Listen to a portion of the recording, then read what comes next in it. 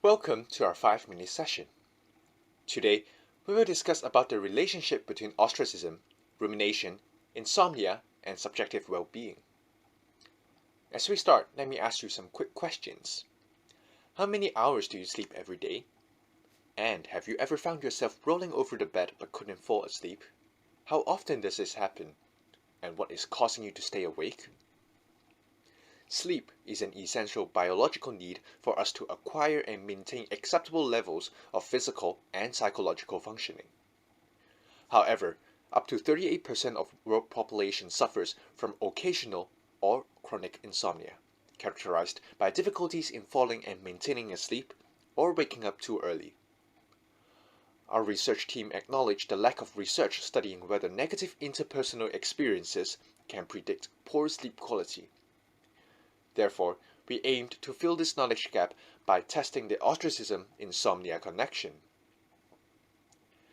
The experience of ostracism, defined as being ignored and excluded, often threatens one's need to belong and impairs self-regulation. Ostracism also fuels negative cognitive functioning, such as attention deficits and increased rumination.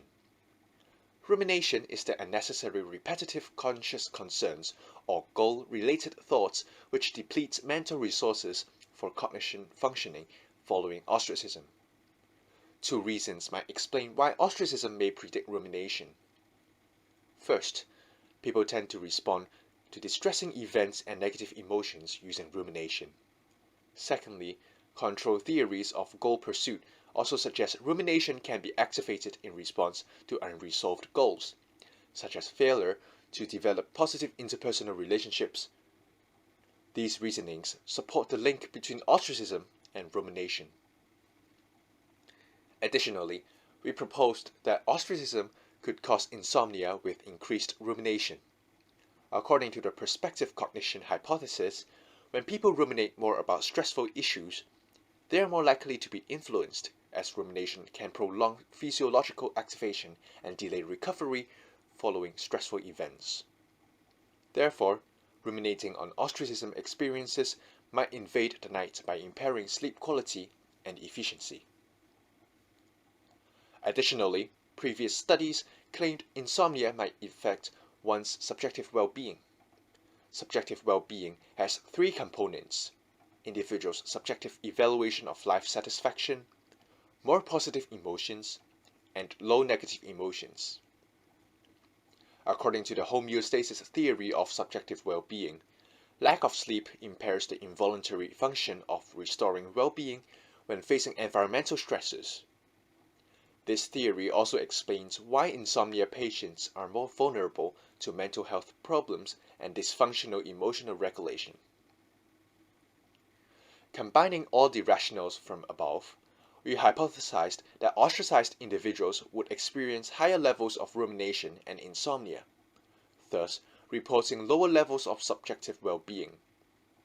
Therefore, the negative relationship between ostracism and subjective well-being should be mediated by increased rumination and insomnia.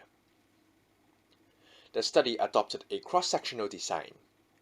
Participants completed a list of validated questionnaires measuring their feelings of ostracism, frequency of rumination, severity of insomnia, and indication of their subjective well-being. The results confirmed all of our hypotheses.